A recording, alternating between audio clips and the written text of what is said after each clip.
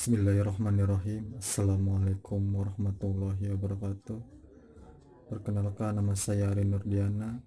NIM saya 171410123, kelas 6D Ekonomi Syariah. Di sini saya akan menjawab pertanyaan mengenai UAS Manajemen Perbankan. Di sini saya akan menjawab pertanyaan nomor 1. Jelaskan mengenai prinsip penilaian pemberian kredit dengan analisis 5C dan 7P serta studi kelayakan. Prinsip pemberian kredit 5C. Yang pertama, karakter. Karakter yaitu melihat bagaimana karakter dan latar belakang calon peminjam atau nasabah yang mengajukan kredit.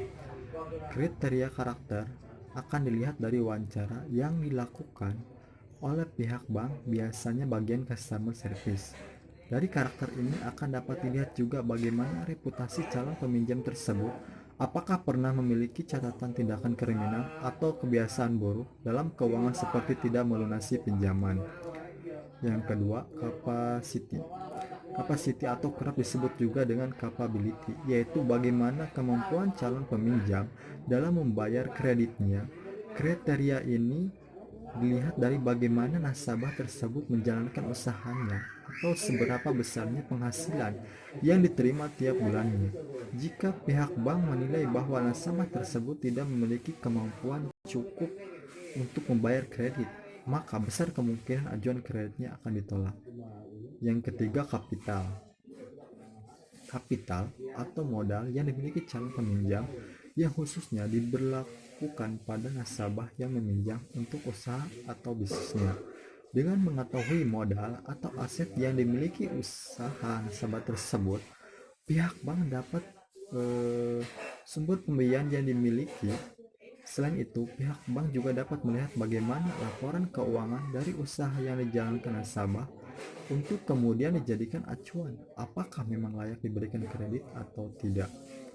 Yang keempat, kolateral. Kolateral atau jaminan yang diberikan pada calon peminjam saat mengajukan kredit kepada bank. Sesuai dengan namanya, jaminan ini akan menjadi penjamin atau pelindung bagi pihak bank jika nantinya nasabah tidak dapat membayar pinjaman yang diambil. Oleh karena itu, idealnya besaran jaminan yang bersifat fisik atau non-fisik lebih besar, jumlahnya lebih besar dari kredit yang diberikan. Yang kelima, condition. Condition yaitu kondisi perekonomian baik yang bersifat general atau khusus pada bidang usaha yang dijalankan nasabah. Jika jika memang kondisi perekonomian sedang tidak baik atau sektor usaha nasabah tidak menjanjikan, biasanya bank akan mempertimbangkan kembali dalam memberikan kredit. Hal ini terkait kembali dengan bagaimana kemampuan nasabah dalam membayar pinjaman nanti, yang tentu terpengaruh atas kondisi ekonomi. Selanjutnya, prinsip pemberian kredit 7P. Yang pertama, personality. Personality yaitu kepribadian dari calon peminjam yang mengajukan kreditnya.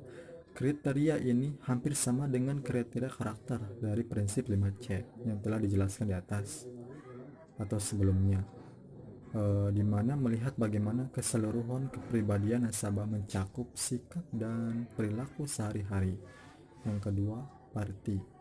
Party di mana calon peminjam dimasukkan ke dalam beberapa golongan yang terkait dengan kondisi keuangan.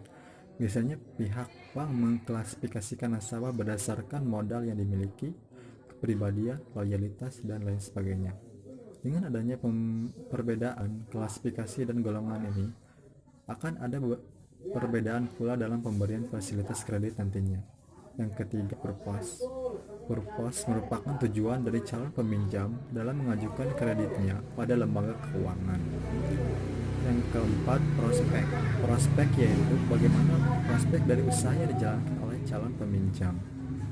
Yang kelima, payment.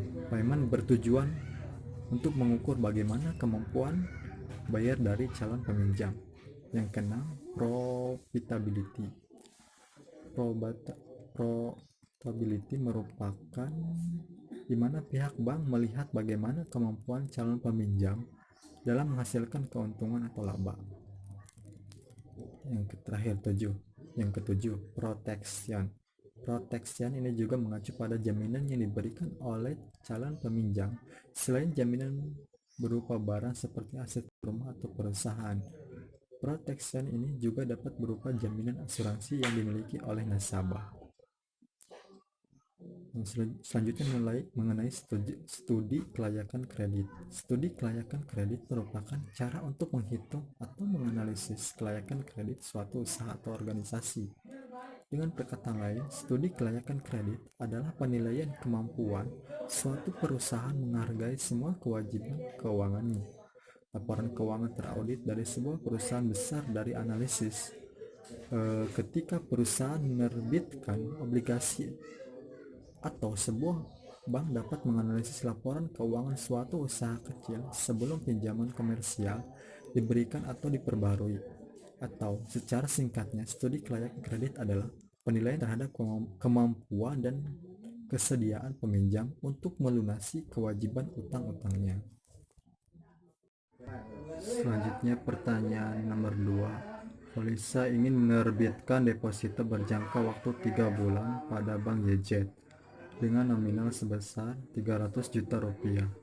Pembayaran bunga langsung masuk ke dalam rekeningnya yang berada di bank tersebut. Bunga yang diberikan oleh pihak bank sebesar 10% per tahun dan dikenakan pajak 15%. Berapakah jumlah bunga yang dibayarkan bank setiap bulannya?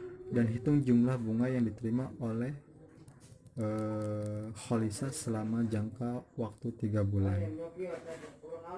Kita harus mencari dulu bunga sebelum pajaknya. Sama dengan depositonya 300 juta dikali 10% bunganya dibagi 12 bulan sama dengan 2.500.000. Kemudian pajaknya yaitu 15% dikali bunga 2.500.000 sama dengan 375.000 rupiah. Bunga bersih tiap bulannya 2.500.000 dikurangi 375.000 sama dengan 2.125.000 untuk bunga bersih tiap bulannya. Kemudian untuk bunga bersih untuk 3 bulannya yaitu 2.125.000 dikali 3 bulan sama dengan 6.375.000. Pertanyaan nomor 3. Jelaskan tujuan umum dari manajemen pemasaran bank. Kemudian jelaskan mengenai konsep-konsep pemasaran tersebut. Secara umum, tujuan manajemen pemasaran bank yaitu yang pertama, memaksimumkan konsumsi sehingga dapat menarik nasabah untuk membeli produk yang ditawarkan bank secara berulang-ulang. Yang kedua, memaksimumkan kepuasan konsumen melalui berbagai pelayanan yang diinginkan nasabah. Yang ketiga, memaksimumkan pilihan ragam produk. Dalam arti bank menyediakan berbagai jenis produk bank sehingga nasabah memiliki beragam pilihan. Yang keempat, memaksimumkan mutu hidup dengan memberikan berbagai kemudahan kepada nasabah dan menciptakan iklim yang efisien. Kemudian saya sampaikan materi mengenai konsep pemasarannya. Yang pertama, konsep produksi atau production concept. Perusahaan yang mengadopsi konsep ini berpikir bahwa barang maupun jasa yang dihasilkan harus murah sehingga dapat dibuat kapan saja dan di mana saja agar tidak terjadi masalah dalam penjualan. Yang kedua, konsep produk atau produk konsep. Perusahaan yang menggunakan konsep ini mempercayai bahwa kualitas barang maupun jasa yang dihasilkan perusahaan haruslah bagus sehingga mudah menarik konsumen. Yang ketiga, konsep penjualan atau selling concept. Perusahaan yang menggunakan konsep ini berpikir bahwa pelanggan tidak boleh dibiarkan sendirian. Perusahaan harus mengarahkan konsumen dengan sebuah teknik penjualan yang harus dipikirkan agar barang tidak dibeli tetapi barang harus dijual. Yang keempat, konsep pemasaran atau marketing konsep. Konsep pemasaran disebut juga sebagai konsep marketing. Perbedaannya antara penjualan dan pemasaran, yaitu penjualan lebih menekankan pada produk yang dijual, sedangkan pemasaran lebih tertuju kepada keinginan dan kebutuhan konsumen.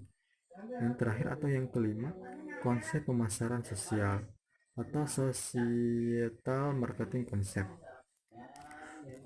Konsep ini menekankan tidak hanya pada kepuasan konsumen, tetapi juga memperhatikan manfaat bagi orang lain. Sebagai contoh, jika suatu perusahaan menghasilkan mobil yang rendah bahan bakar tapi menyebabkan polusi. Terima kasih. Ini merupakan jawaban UAS dari mata kuliah manajemen perbankan.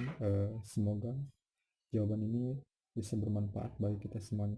Sekian dari saya. Wassalamualaikum warahmatullahi wabarakatuh.